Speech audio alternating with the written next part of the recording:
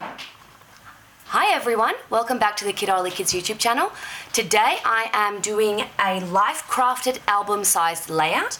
This is an album that I have that is mainly selfies with my daughter, and I like having a smaller sized album for the same purpose because it creates a bit of a creative restraint. So I know that when I want to create in this size, I can just find some cute selfies and I can just create.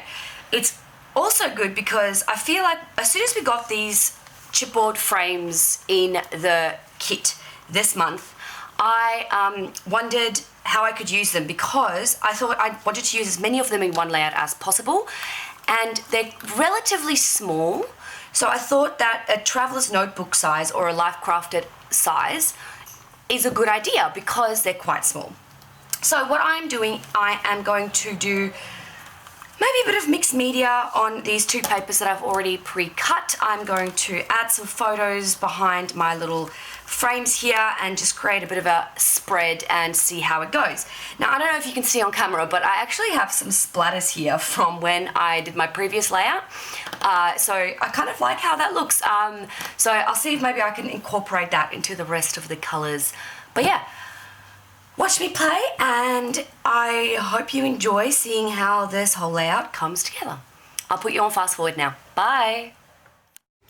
Okay, so I wanted to dive into these wonderful shimmery paints that we got in the mixed media kit this month, and I thought I would do something different rather than just doing like a splatter background, and I thought I'd do a bit of a patterned background.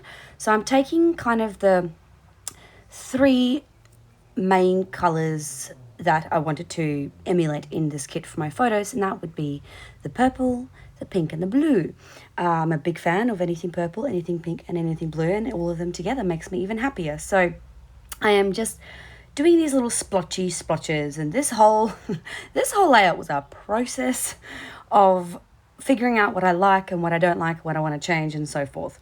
So I kind of started with the colors individually and then I mixed them together a little bit, and yeah, I really like how it turned out there.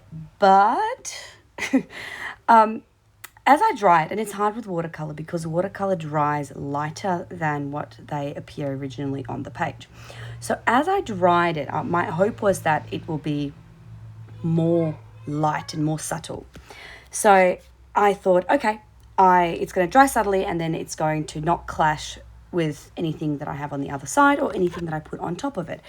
But these colors are very vibrant, and especially because I wet the watercolors before I use them, so it really gets that pigment up. So even then, it's very bright and vibrant. So I decided to tone it down by just getting clean water and just taking my brush and just doing very light washes of water across. And I love how this looks. It creates a really cool effect, but it was still too bright for me.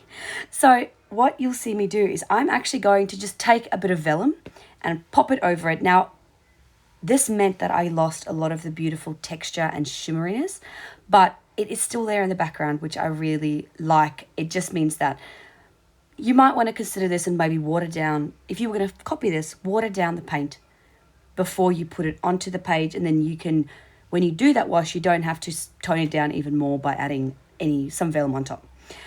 So now what I'm going to do is I'm going to start putting my frames over my photos. So the way I did this is, it's just easier. Rather than cutting my photos down and sticking them behind the frame, I am sticking my photos over I'm sticking the frame over the photos, and that will mean that I get everything in that I want to get, and then I kind of cut around it, which is very easy, and I felt like I don't have to freak out about it that way, as like don't have to worry about whether everything sticks and whatnot. So once those main photos were down, and these are just like random selfies that I have recently taken with my daughter, and because the frames are such bright colors and kind of happy, I just thought I would like combine a bunch of different photos and just make it like a bright, happy, colorful layout to really match those frames. So these strips came from the die cut ephemera pack, and you can actually cut them down, and so that's exactly what I did. The colors look so good with the colors in my photos and in the background and in the frames, and the sentiments, sorry about that, that's my daughter laughing in the background. The sentiments work really well as well. So I thought I would embellish these frames a little bit by adding these extra additional little phrase strips. Then I wanted to bring these bright colours into the opposite side of the page because they don't exactly match. So I just took a piece of scrap paper and I am just going to paint those 3 colours that I have on the opposite side, and I am going to layer the smaller frames over this watercolor, this wash of watercolor that I'm doing. So I started off kind of subtle and then I made it quite bright. And so now I'm picking which swaths of color I want to really show up behind this this frame. I chose to layer these 3 frames, which came kind of within the 3 frames that I've already added. And this is really how I'm going to put all of these frames into this layout. Like, I used a lot of them as layout. I am quite proud of that. So I'm sticking them down and I'm doing exactly the same thing where I'm going to cut them out. That banner also came from the ephemera pack that we got this month, and it's such pretty colors, so I just had to use it. I am making sure the greens kind of go off the page, so I'll cut them off because there's not much green in this layout. Every other color exists except for green. One of those frames on the right hand side, I am adding that circle, and the other 2 I am adding the frames that are slightly smaller to go inside. So they kind of mimic exactly how they looked on the sticker sheet, but they have got this background that I quite like.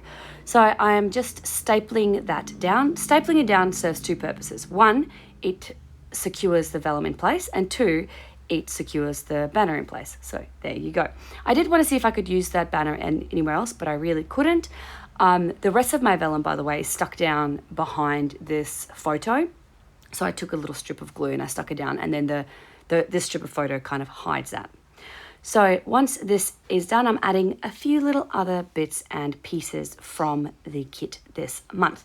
I'm using that one of a kind, again, because this is so many different selfies with so many different stories, really any sentiment kind of works, which I really like. And then I'm going ahead and I'm starting to stick down my frames on the opposite side. So I had to measure it out and make sure that everything could fit, and thankfully it does. And so now I'm taking those tiny little frames and I'm creating some frame clusters behind those 2 photos on the left. So I cut out so you can see 3 corners like that, and I do this a few times. I do lose the footage that ends this particular layout, and I'm sorry about that, but it's only about 2 minutes of me just sticking a particular frame down. So but yeah, so this red frame I will lose footage halfway through. But yeah, once that's down, you'll see in the final photos the layout is complete. I didn't add a date because there are many dates where these photos were taken, and I don't add journaling to this particular album, so the layout is done. Thank you very much for joining me, everyone. I hope you have a wonderful week, and I'll see you all again next week for another layout. Bye.